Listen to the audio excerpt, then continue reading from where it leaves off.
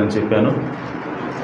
కాబట్టి మరి ఈ సమయాన్ని దేవుడు మరి నాతో ఏ విధంగా మాట్లాడాడు, ఎలా మాట్లాడాడు అనే విషయాన్ని పంచుకోవడానికి నేను ఉపయోగించుకుంటాను. ఒక 10 నిమిషాలు, పావు గంట. సో ముందుగా నేను ప్రభు యేసుక్రీస్తు నామములో రక్షించబడింది 2006 డిసెంబర్ 31వ తారీఖు. సో ఆ రోజు నేను ప్రభు యేసుక్రీస్తు నామములో బాప్తిసం తీసుకోవడం జరిగింది. ఆ తర్వాత మరి చింతపల్లి సంఘంలోనే సభ్యుడిగా అప్పటి నుంచి కూడా నేను కొనసాగుతూ ఉన్నాను ఇప్పటి వరకు. అయితే దేవుడు నాతో మాట్లాడినటువంటి విధానం గురించి చెప్పాలి అంటే 2007లోనే దేవుని యొక్క వాక్యం పరిచయమైన తర్వాత, వర్తమానం పరిచయం అయిన తర్వాత దేవుడు నాకు వాక్యం పట్ల, వర్తమానం పట్ల అమితమైనటువంటి ఆసక్తిని ఇచ్చాడు. అది నాలో ఉన్నది కాదు, కానీ అది దేవుడే పెట్టాడు. ఎందుకు ఆ విధంగా చెప్తున్నానంటే, నా అంతా నేను చదవటం కాదు వాక్యాన్ని, వితౌట్ మై కంట్రోల్. సో నేను చదువుదాం అంటే, నా సబ్జెక్ట్ ఏదైతే ఉందో, నా చదువు ఏదైతే ఉందో దాన్ని చదువుదాం అని చెప్పి నేను దాని మీదకి బలవంతంగా మనసు తీసుకెళ్లాల్సిన పరిస్థితి వచ్చేది. అంటే సో వర్తమానాన్ని చదవాలని, వర్తమానంలో ఉన్న విషయాలను తెలుసుకోవాలనేటువంటి బలమైన కోరికని దేవుడు నాకు మొదటి నుంచి కూడా ఉంచాడు. సో దాన్ని బట్టి నేను వర్తమానాలు ఎక్కువగా చదువుతూ ఉండేవాడిని అప్పటి నుంచి, 2007 నుంచి. అయితే ఒకరోజు నాకు ఒక కళ వచ్చింది 2007లోనే. అయితే ఆ రోజు మాథ్యూ గారు కూడా నాతో పాటు హైదరాబాద్లో ఉన్నాడు. నేను హైదరాబాద్లో జాబ్ చేస్తున్నాను, ఇంజనీరింగ్ కాలేజీలో జాబ్ చేస్తున్నాను ప్రోగ్రామర్గా. సో అప్పుడు నేను కళ వచ్చింది. ఆ కళ ఏంటంటే, నేను అలాగే నాతో పాటు ఒక 2 వ్యక్తులు నిలబడి ఉన్నారు. అది ఒక కాలేజ్. ఆ కాలేజీలో నేను పనిచేస్తున్నానంట లెక్చరర్గా. అయితే మేమందరం కూడా నిలబడి ఉన్నాం ఇలాగా. నేను మధ్యలో ఉన్నాను, ఇటువైపు జైపాల్ గారు ఉన్నారు, ఇటువైపు ఏమో ఇంకో సహోదరుడు ఉన్నాడు, అతని పేరు రాజేష్, మా ఫ్రెండ్ అన్నమాట అతను. సో మేము ముగ్గురు నిలబడి మాట్లాడుకుంటున్నాం. అయితే మేము ఫస్ట్ ఫ్లోర్లో ఉన్నామంట. కింద చూస్తున్నప్పుడు పిల్లలు, స్టూడెంట్స్ అందరూ కూడా తిరుగుతూ ఉన్నారు, ఆ విధంగా నడుస్తూ ఉన్నారు కారిడార్లో. అయితే వాళ్ళందరినీ చూపించి నేను చెప్తున్నాను, ఇక్కడ మీరు ఈ విధంగా కనపడుతుంది కదా పిల్లలు, బట్ వీళ్ళు చాలా దారుణమైన పరిస్థితుల్లో ఉన్నారు, వీళ్ళ యొక్క ఆత్మీయ జీవితం కానివ్వండి, వీళ్ళ మోరల్స్ కానీ చాలా దారుణంగా ఉన్నాయని చెప్పి వాళ్ళతో ఆ విధంగా ఎక్స్ప్లెయిన్ చేస్తున్నప్పుడు, వాళ్ళ గురించి చెప్తా ఉన్నప్పుడు ఆకాశంలో నుంచి ఒక వెలుగు ప్రారంభమైంది. అది ఎలా ఉందంటే, చిన్న మెరుపులాగా ఉందన్నమాట, అగ్నిలాగా ఉంది. అది ఏంటా అని చెప్పి మేము చూస్తూ ఉన్నాం. అది వచ్చింది మా వైపు వస్తూ ఉంది, ఒక నక్షత్రంలాగా వస్తూ ఉన్నప్పుడు అందరం కూడా ముగ్గురు కలిసి చూస్తూ ఉన్నాం దాన్ని. ఆ వెలుగు దగ్గరకు వచ్చిన తర్వాత సడన్గా ఏమైందంటే, వెనక నుంచి ఒక పక్షిరాజు వచ్చింది. పక్షిరాజు వచ్చి, నేను మధ్యలో ఉన్నాను కదా, నన్ను పట్టుకుంది. ఎలా పట్టుకుందంటే, ఇక్కడ ఒక రెక్కతోటి ఇక్కడ పట్టుకుంది, కాలుతోటి, ఇంకో కాలు ఇక్కడ పెట్టి నన్ను లేపింది, అమాంతంగా గాల్లోకి లేపింది. లేపినప్పుడు నేను అనుకుంటున్నాను, పక్షిరాజు గోల్డ్ చాలా పదునుగా ఉంటాయి కదా, నాకు పుచ్చుకోవాలి కదా అని చెప్పి అనుకుంటుంటే చాలా మెత్తగా ఉంది అది. నన్ను పట్టుకున్నా కూడా నాకేం గాయం అవ్వట్లేదు. సరే అని చెప్పి చూస్తే నేను పక్షిరాజు మీద కూర్చొని ఉన్నా. అది నన్ను లేపటం గుర్తుంది. ఆ తర్వాత కట్ చేస్తే మళ్ళీ నా మీద కూర్చున్నాను. నేను కూర్చొని ఉన్నప్పుడు అది ఎగురుతూ ఉంది, పైకి ఎగిరి కొంతసేపటికి ఇలాగ గాల్లో అలా ప్రయాణం చేస్తాం ముందుకు. అయితే అది గాలికి ఎదురుతున్నప్పుడు ఆ గాలికి ఆ ఈకలు అవన్నీ కనబడటం, ఇవన్నీ కూడా చాలా స్పష్టంగా నేను చూడగలుగుతున్నాను. పక్షిరాజు దాని ఈకలు కదలటం కూడా నేను గమనించగలుగుతున్నాను. అంత దగ్గరగా అంత స్పష్టంగా కనపడుతుంది నాకు అది. దాని కళ్ళు అవన్నీ కూడా కనపడుతున్నప్పుడు నేను చాలా ఆశ్చర్యంగా నేను దాన్ని కొంచెంసేపు గమనించిన తర్వాత నాకు అనిపించింది, అరే ఏంటిది, పక్షిరాజు నన్ను లేపింది, పైకి వెళ్తున్నాను, ఇదే నా ఎత్తబాటే అనుకున్నాను. నేను అనుకుని మరి నాతో పాటు ఉన్న వాళ్ళ సంగతి ఏంటి అని చెప్పి ఒకసారి ఆలోచన చేశాను. ఆ తర్వాత వెళ్తా ఉన్నది కదా, సరే చూద్దామని చెప్పి, ఈ పక్షిరాజు ఎలా వెళ్తుంది కదా, ఒకవేళ అమెరికా మీద వెళ్తుందా, సో అమెరికా ఎలా ఉంటుంది ఇప్పుడు చూడలేదు కదా, ఒకవేళ చూస్తుందేమో అని చెప్పి నేను ఆ విధంగా ఆలోచిస్తూ ఉన్నాను. సరే అది కట్ అయిపోయిన తర్వాత నేను ఒక దడిలాగా ఉంది, అది బాత్రూమ్, పల్లెటూరులో దడులు ఉంటాయి కదా, ఆ బాత్రూంలో ఉన్నాను నేను. అది కర్చీఫ్, తెల్ల కర్చీఫ్, అది నల్లగా అయిపోయింది. నేను ఉతుక్కుంటా ఉంటే ఈలోపు నా ఎదురుగా ఒక దేవదూత పడుకుని అదో మాట్లాడుతుంది. ఏమంటుందంటే, నువ్వు ఒకసారి మా దగ్గరకు వచ్చావు, అప్పుడు నేనే చూశాను, నిన్ను చూసి నరపుత్రుడా నీకేం పని ఇప్పుడు అని చెప్పి అడిగాను. అడిగితే నువ్వేదో సమాధానం చెప్పావు, కానీ మేమేం చెప్పామంటే నీ సమయం ఇంకా రాలేదు కాబట్టి నువ్వు ప్రస్తుతానికి వెళ్ళని చెప్పాము. ఆ తర్వాత ఇప్పుడు నేను వచ్చాను, ఎందుకనంటే ఇప్పుడు సమయం వచ్చిందని చెప్పి చెప్తుంది. నేనేమో ఉతుక్కుంటా ఆలకిస్తున్నాను, అలాగా అని చెప్పి మాట్లాడుతూ ఉన్నాను. సో దాంతో కట్ అయిపోయింది. ఆ తర్వాత ఆ దేవదూత అడుగుతుంది, నీతో పాటు నీ కుడివైపున ఉన్న వ్యక్తి ఎవరు? ఇది నన్ను పక్షాలు లేపింది కదా, ఆ సంఘటన గురించి మాట్లాడుతుంది అన్నమాట. కుడివైపు ఉన్నది ఎవరంటే, కుడివైపు ఉన్నది నా ఫ్రెండ్, అతను ఆర్సీ నుంచి రక్షించబడ్డాడని చెప్పి నేను చెప్తా ఉన్నాను. ఆ విధంగా కళ అనేది అదృశ్యమైపోయింది. సో ఇది నాకు వచ్చిన కళ. సో అది మరి సేవ గురించో దేవుని గురించో నాకు తెలియదు, బట్ కళ మాత్రం వచ్చింది. సో దాని భావం ఏంటో కూడా నాకు తెలియదు. ఓకే, కానీ నాకు అర్థమైంది ఏంటంటే వాక్యం అనగా పక్షిరాజు అనగా వాక్యము. సో కాబట్టి దాన్ని నేను స్పష్టంగా చూడగలుగుతున్నాను. అయితే సో దాని అర్థం ఏంటి అని అంటే, నా జీవితంలో నేను గమనించగలిగింది ఏంటి అని అంటే, అప్పటి నుంచి కూడా నాకు వర్తమానం పుస్తకం చదివితే, లేదంటే వర్తమానం ఏదైనా విన్నా సరే, ఒక కథల పుస్తకం చదివితే ఎంత సులువుగా అర్థమవుతుందో ఆ విధంగా నాకు ఆటోమేటిక్గా అర్థమవుతూ ఉంటుంది. అది అర్థమైతే కాదు, అది గుర్తుపెట్టుకోగలను నేను. అంటే అర్థమైతే ఆటోమేటిక్గా గుర్తుంటుంది. ఓకే, సో కాబట్టి ఆ దేవుడు ఆ తలాన్ని ఇచ్చాడు, నాకు అర్థమైంది. ఆ తర్వాత దేవుని సంఘంలో మరి నాకు దేవుని యొక్క వాక్యం చెప్పడానికి, బోధించడానికి దేవుడు అవకాశం ఇవ్వడం. ఆ తర్వాత ఇన్ని సంవత్సరాలుగా కూడా మరి నేను అసిస్టెంట్ పాస్టర్గా అభిషేకించబడకపోయినప్పటికీ, సో అనధికారికంగా ఒక అసిస్టెంట్ పాస్టర్గా నేను కొనసాగడం, అప్పుడప్పుడు దేవుడు వాక్యం చెప్పడానికి సంఘంలో అవకాశం ఇవ్వడం జరిగింది. సో ఆ విధంగా నేను ప్రతిరోజు కూడా వాక్యాన్ని ధ్యానిస్తూనే ఉంటాను, వాక్యం చదువుతూనే ఉంటాను. అది నేనేం చేయలేను, దానికి అది ఆటోమేటిక్గా చదవాల్సిందే. చదవకపోతే నాకు ఏదో వెలుతుగా ఉంటుంది అనమాట. సో ఈరోజు నేను యాక్చువల్లీ పిహెచ్డీ చేస్తున్నాను. అయితే గత 3 సంవత్సరాల నుంచి నా దినచర్య ఏంటంటే, పోయేటప్పుడు 1:30 ఉంటుంది బస్సులో, 1:30 కూడా వర్తమానం వింటూ ఉంటాను. మళ్ళీ వచ్చేటప్పుడు 1:30 ఉంటుంది, మళ్ళీ వర్తమానం వింటూ ఉంటాను. ఇది ప్రతిరోజు డైలీ అనమాట. సో ఆ విధంగా దేవుడు ఒక భారాన్ని పెట్టామంటే, తెలుసుకోవాలి వాక్యాన్ని వినాలి, వినటం కాదు దాని ప్రకారం జీవించాలన్నట్టు ఒక ఆశని దేవుడు నాలో పెట్టాడు. సో ఇది దేవుడు నాతో డీల్ చేసిన విధానం. అలాగే ఇంకా దేవుడు ఏం మాట్లాడతాడంటే, నా హృదయంలో ఒక భారం పెట్టాడు. అదేంటంటే, ప్రజలు వాక్యాన్ని తెలుసుకోవాలి, అందరూ కూడా ఈ వాక్యం తెలుసుకుని రక్షించబడాలి అన్న భారం నాలో ఉండేది. అయితే నాకు ఇంకొక ఆలోచన ఏంటంటే, నేనే చెప్పాల్సిన అవసరం లేదు. ఓకే, ఎందుకు ఆలోచన వస్తుందంటే, కొంతమందికి బోధ చేయాలన్నట్టు ఆతృత ఉంటుంది, కుతూహలం ఉంటుంది. అంటే నేను బోధ చేసి అందరూ నన్ను గొప్పగా పొగడాలి, సో నన్ను మెచ్చుకోవాలి అన్న ఆలోచనతో చెప్పాలనుకుంటూ ఉంటారు. కానీ అది లేదు నాకు. అది స్పష్టంగా నేను ఎప్పుడు కూడా దేవుడిని అడుగుతూ ఉంటాను, ప్రభా అలాంటి ఆలోచన నాకు వద్దు. ఓకే, సో నా ఆలోచన ఏంటంటే, ప్రజలు దేవుని యొక్క వాక్యాన్ని తెలుసుకోవాలి. అది ఎవరైనా చెప్పని. ఓకే, అవకాశం వస్తే దేవుడు నన్నైనా వాడుకోవచ్చు, లేదంటే ఇంకొక వ్యక్తినైనా వాడుకోవచ్చు. కానీ నేను ఏదైతే వాక్యం చదువుతున్నానో, నాకేదైతే అర్థమైందో, ఈ విషయాలన్నీ కూడా ప్రజలకు తెలియాలి. ఎలాగైనా సరే, అది నేనైనా చెప్పవచ్చు, ఇంకొకరైనా చెప్పవచ్చు, కానీ తెలియటం మాత్రం ఖచ్చితంగా తెలుసుకోవాల్సిందే అన్నటువంటి ఆశ మాత్రం నాలో ఉండేది. అయితే తర్వాత నేను వాక్యాన్ని చదువుతున్నప్పుడు, వర్తమానం చదువుతున్నప్పుడు ఆ ఆశ ఏదో కాదు, కానీ అదే పిలుపు అని ప్రవక్తున్నాడు. హల్లెలూయా. సో దేవుడు పిలుస్తాడనంటే అర్థం ఏంటంటే, స్వరంతో పిలవటం లేదంటే మాట్లాడటం ఇవి వేరే, కానీ పిలుపు, calling is different. Calling is in your heart అని ప్రవక్తున్నాడు.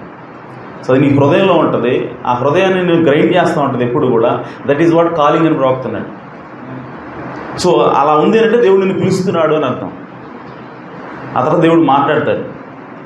పిలవటం వేరు, మాట్లాడటం వేరు. పిలవడం అంటే నీ హృదయంలో భారం ఉంటుంది, అదే పిలుపు, దేవుడు పిలుస్తున్నాడని నాకు అర్థమైంది. సరే, మనం ఈ విధంగా కొనసాగుతూ ఉన్నాం. ఆ తర్వాత పరిస్థితులు వచ్చాయి. ఈ విధంగా మరి ఈరోజు ఈ విధమైనటువంటి పరిస్థితులు రావటం, మరి ఇదంతా కూడా దేవుని చిత్తం అని చెప్పి నేను నమ్ముతున్నాను. ఎందుకంటే ఈ చింతపల్లి సంఘాన్ని దేవుడు ఎన్నుకున్నాడని, ఈ చింతపల్లి సంఘంలో దేవుని బిడ్డలు ఉన్నారని నేను ఖచ్చితంగా నమ్ముతున్నాను. ఆమేన్. ఎందుకనంటే 2.5 సంవత్సరాలు ఈ సంఘంలో ఉన్నటువంటి అధిక భాగం పక్కకి వెళ్ళిపోయారు సహోదరులు. పక్కకి వెళ్ళిపోయిన తర్వాత 2.5 సంవత్సరాల తర్వాత మరలా వాళ్ళు వచ్చి కలిశారు ఇక్కడికి. ఆమేన్. నిజానికి 2.5 సంవత్సరాలు ఎవరైనా సరే బయటికి పోతే లోకంలో గెలిచిపోవడమో లేదంటే ఇంకా వేరే పాస్టర్ యొక్క అధీనంలోకి వెళ్ళిపోవడం జరుగుతుంది సహజంగా. కానీ 2.5 సంవత్సరాలు అయినా సరే మరలా సంఘస్థులు వచ్చి సంఘంతో కలిశారు, అది కూడా మధ్యవర్తి ఎవరు లేకుండా. సో అప్పుడు నాకు కన్ఫర్మేషన్ వచ్చింది, ఇది నిజంగా దేవుడు ఎన్నుకున్న సంఘం అని. ఏ మనుషుడి యొక్క ప్రభావం లేదు, ఏ మనుషుడి యొక్క ప్రమేయం లేదు, కేవలం దేవుని యొక్క వాక్యాన్ని విని వాళ్ళంతటా వాళ్ళు వచ్చి ఆటోమేటిక్గా సంఘంతో జాయిన్ అయిపోయారు. సో అప్పుడు నాకు అర్థమైంది చింతపల్లి సంఘాన్ని దేవుడు ఎన్నుకున్నాడని. హల్లెలూయా. సో ఆ విధంగా ఉంటా ఉన్నాం. అయితే సంఘంలో చాలామందికి మరి నా గురించి కళలు వచ్చాయి. అందులో సహోదరుడు రాజు ఉన్నాడు. రాజుకు 2 కళలు వచ్చాయని చెప్పి చెప్తూ ఉంటాడు తమ్ముడు. అదేంటంటే ఒకరోజు పాస్టర్ గారు బయట నిలబడి ఉన్నారంట, మాథ్యూ గారు అందరితో మాట్లాడుతున్నాడంట. ఏమనంటే, నన్ను దేవుడు పలానా ప్రాంతానికి పిలిచాడు, నేను వెళ్ళాలి అని చెప్పి అంటున్నాడంట. అంటే అదేందండి, మీరు వెళ్తే మీరు మాకెవరు చెప్తారు వాక్యం, ఇక్కడ పాస్టర్ ఎవరు ఉంటారు, మీరు అక్కడికి వెళ్తున్నారు అని చెప్పి అంటే, లేదు దేవుడు నన్ను పిలిచి నేను వెళ్తాను అని చెప్పి అంటే, సరే ఆ టైం యాక్చువల్గా వర్తమానం నడవాలి, సంఘం నడుస్తూ ఉండాలి, వాక్యం చెప్తూ ఉండాలి. ఈ టైం మీరు బయట ఉన్నారు, మరి లోపల ఎవరు వాక్యం చెబుతున్నారని చెప్పి చూస్తే ఆల్రెడీ బలిపీఠం మీద నేనే ఉండి వాక్యం చెబుతున్నానని చెప్పి తమ్ముడు చెప్పాడు. ఆ విధంగా కళ వచ్చిందంట ఆ తమ్ముడికి. అది మొదటి కళ. ఆ తర్వాత రెండో కళ ఏంటంటే, చింతపల్లి ఇది కాలనీ అండి, ఇంకొక భాగం ఉంది, దాన్ని పల్లె అంటారు. ఓకే, అందులో కూడా సంఘస్థులు ఉన్నారు. అయితే అక్కడ కుటుంబ ప్రార్థన జరుగుతూ ఉందంట. కుటుంబ ప్రార్థన జరుగుతున్నప్పుడు చాలామంది, అంటే దాదాపు ఈ పల్లెలో ఉన్న వాళ్ళందరూ కూడా వచ్చి వింటున్నారంట. వింటున్నప్పుడు ఎవరు వాక్యం చెప్తున్నారంటే అక్కడ కూడా నేనే వాక్యం చెప్తున్నానంట. అందరూ వచ్చి చాలా సంతోషంగా వింటున్నారంట. అయితే కొంతమంది వచ్చి పొడిచినోడు బాగున్నాడు, పొడిపించుకున్నాడు బాగున్నాడు, వాళ్ళిద్దరు కలిసిపోయారు, ఇక్కడ మనకేం పని అని చెప్పి ఒక అతను వెళ్ళిపోతా ఉన్నాడంట. అంటే అక్కడ ఏ విషయం ఏంటంటే, ఇక్కడ 2 గ్రూపులు ఉన్నాయి చింతపల్లిలో. ఒకటి బంకా అని, 2 పాలెపోగని, ఇంటి పేర్లు అన్నమాట. వీళ్ళిద్దరికి పడదు 2 గ్రూపులు. ఓకే, అయితే ఆ కళలో జరిగింది ఏంటంటే, ఈ 2 గ్రూపులు కలిసిపోయి వాక్యం వింటున్నారంట. హల్లెలూయా. కలిసిపోయి వాక్యం ఏంటంటే, ఒక వ్యక్తి చూసి ఇదేంటి అసలు వీళ్ళు కలవరు కదా, వీళ్ళు కలవడం నాకు ఇష్టం లేదు కదా, వీళ్ళు కలిసిపోయారు, వీళ్ళు వాకింగ్ వింటా ఉన్నారు, వీళ్ళందరూ కలిసి భక్తి చేస్తూ ఉన్నారు. అంటే పొడిచినోడు బాగున్నాడు, పొడిపించుకున్నాడు బాగున్నాడు అంటే ముందు గొడవలేని ఒక అతన్ని పొడిచారు. సో ఇవన్నీ జరిగినాయి. సో కాబట్టి ఆయన ఏమంటాడంటే, పొడిచినోడు బాగున్నాడు, పొడిపించినోడు బాగున్నాడు, కలిసిపోయారు, ఇంకా మనకింది ఇక్కడ అని చెప్పి వెళ్ళిపోతున్నాడు అంతే. సో ఆ విధంగా కళ వచ్చింది. అప్పుడు కూడా వాక్యం ఎవరు చెప్తున్నాడు, నేనేం చెప్తున్నాడు తమ్ముడు. అదొక కళ, సంఘానికి దెయ్యం వెళ్ళిపోయింది. అవును, ఆమేన్. ఆ తర్వాత ఇంకొక సహోదరుడు నతానియేల్ ఉన్నాడు, ఆ సహోదరుడు కూడా కళ వచ్చిందని చెప్పాడు మొన్న రీసెంట్గా. అదేంటంటే, ఇలాగే వీధిలో కూటం జరుగుతూ ఉంది, నేను వాక్యం చెప్తున్నానంట, చాలామంది, చాలా ఎక్కువ మంది ప్రజలు వచ్చి వాక్యం వింటూ ఉన్నారంట. సో వాళ్ళందరూ కూడా ఆ విధంగా సంతోషంగా వాక్యం వింటున్నారు. అన్న నువ్వే వాక్యం చెప్తున్నావు అని చెప్పాడు. నేను అన్నా, సరే తమ్ముడే, దేవుని చిత్తం జరుగుతుంది. మనకి కళలు వస్తాయి, కానీ దానికి రుజువు చేసేది ఏమిటి అని అంటే, ఆ కళ జరిగినప్పుడే దానికి రుజువు దేవుడు ఇచ్చాడని, లేకపోతే అది రుజువు కాదు కదా. సో కాబట్టి మనసులో పెట్టుకుందాం, జరిగినప్పుడు అది దేవుని చిత్తం నమ్ముదాం అని చెప్పాను నేను. హల్లెలూయా. అలాగే అంతకుముందే 10 సంవత్సరాల క్రితమే, అంటే 2012లో నాకు మ్యారేజ్ అయింది. 2013లో అనుకుంటా, ఒకరోజు 5 గంటలకు కాల్ వచ్చింది. 5 గంటలకు ఫోన్ చేశారు. ఎవరంటే జయవర్ధన్ పాస్టర్ గారు. ఉదయాన్నే 5 గంటలకు ఫోన్ చేశాడు ఆయన.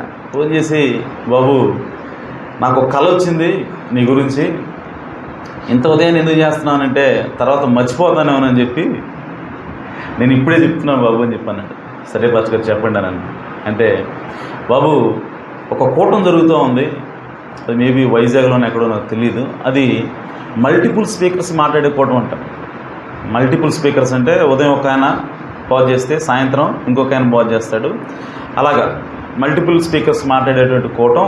అందులో నువ్వు నిలబడి వాక్యం చెబుతున్నావు, నేను నీ ఎదురుగా సౌండ్ సిస్టమ్ దగ్గర నిలబడి ఉన్నాను, నువ్వు వాక్యం చెప్తా ఉన్నావు, బాగా చెప్తున్నావు.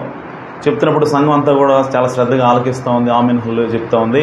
అయితే ఆ సమయంలో నువ్వు ఏదైనా తోట నుంచి మనం వచ్చాం, మరలా ఏదేనికి వెళ్తున్నాం అని నువ్వు ఇంగ్లీష్లో ఒక మాట అన్నావు. అప్పుడు అందరూ అది తాకి సంఘం అంతా కూడా ఆమెన్ హల్లెలూయా అని చెప్పి గంతులేస్తున్నారు.